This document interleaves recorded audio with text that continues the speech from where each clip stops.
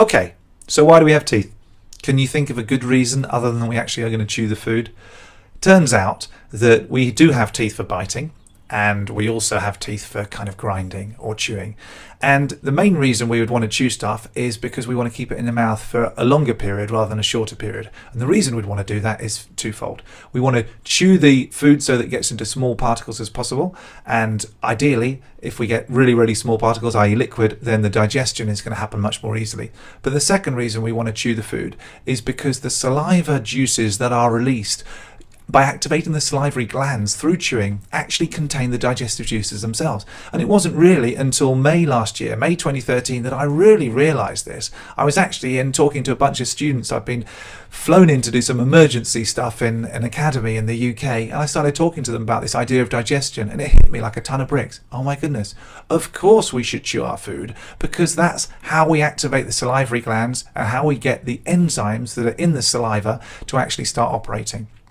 Now, we don't have enzymes that digest protein in saliva, it's just fats and carbohydrates. So if you do eat a lot of protein, you don't have to worry so much about the salivary part and activating the digestion and so on in the mouth, because that's going to take place first in the stomach. But the benefit for chewing protein better is that then you've got small particles inside the stomach. But everything else you eat, carbohydrates and fats, the digestion starts with the saliva. And saliva, it's an extraordinary thing. You wouldn't believe how much stuff is in saliva. So go and do the research. Go and have a look at Wikipedia for the entry on saliva. There's just so much stuff in there. It's insane. Some of it is antiseptic. There's stuff that makes you, there's a painkiller in there. There's a bunch of enzymes. There's billions of bacteria. There's billions of cells and all sorts of stuff. But the thing that we're most interested in, the digestive process, is that the stuff that starts the journey for carbohydrates and fats from food when it enters the body into nutrients when it enters the bloodstream is the enzyme or the enzymes that are released in saliva when you chew. So chew your food, saliva is activated, more chewing, more saliva, better digestion. Hi, I'm Tamara from Olardi.com, and today I'm going to talk about something that may seem pretty obvious, but chewing your food. Of course, we all chew our food. However, most people take a bite of their food, chew, swallow, usually with a big glass of water or a big glass of soda. And it's not doing your digestion any favors to do that. We really need to be chewing our food properly, so you need to be chewing quite a lot. When you start to chew your food, it's going to feel a little odd. You have digestive enzymes in your saliva that help break down the food while it's in your mouth. Most people think digestion all happens in the stomach and intestines, but it starts in your mouth. So by chewing your food properly, you're giving the digestive enzymes in your mouth time to break down the food that's in your mouth, particularly carbohydrates. It starts to break it down, it gets the food into smaller pieces, which gives less work for your stomach, and it helps things more easily absorbed in your intestines. Plus, a bonus, if you tend to overeat, if you chew your food, you actually feel fuller faster. Kind of like when you eat slowly and give time for your stomach to signal to your brain, hey, I'm done eating. That's a nice benefit also. You also feel better. When we started trying to do this as a family, both my husband and daughter and myself, we all noticed that we didn't feel quite so bloated after a big meal. We took our time and made, by chewing a lot, made the digestive process a little easier on the rest of our digestive system. So you'll read all different things, chewing 30 times, 50 times. Use your rule of thumb. I like 30 times, 50 to 100. I mean, you're chewing for 5 minutes. It's kind of absurd.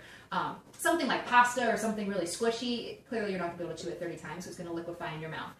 But the rule of thumb is 30 plus times. You really want to get it so that the solid food you put in your mouth is almost a liquid, and then you swallow it. And many people advise chewing both your smoothies and your juices also, which does seem very weird because those are drinks, but chewing them gives your digestive enzymes time to break down. So I have a bowl of my homemade sauerkraut here, and I'm going to chew 30 times.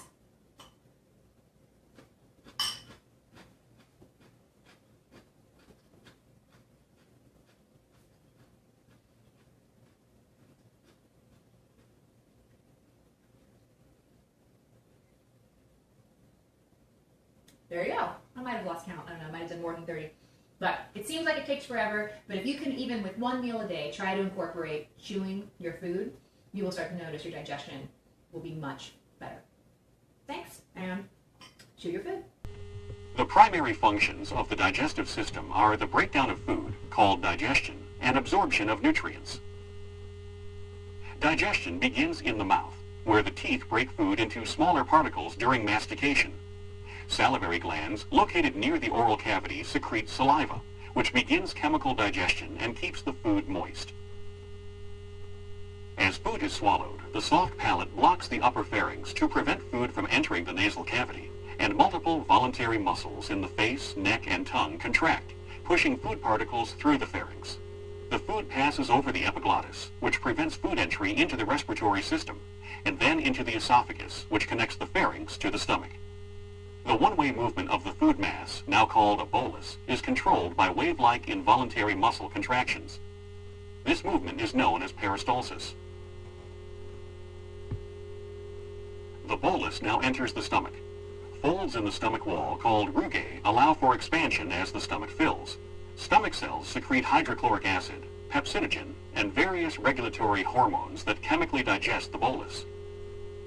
Muscular contractions in the stomach churn its contents to further break down the bolus and mix it with stomach secretions to form a thick liquid called chyme.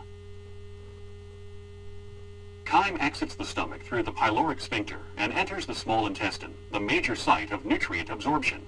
The small intestine consists of 3 parts: the duodenum, jejunum, and ileum. Bile from the liver and digestive enzymes from the pancreas empty into the duodenum to aid in digestion.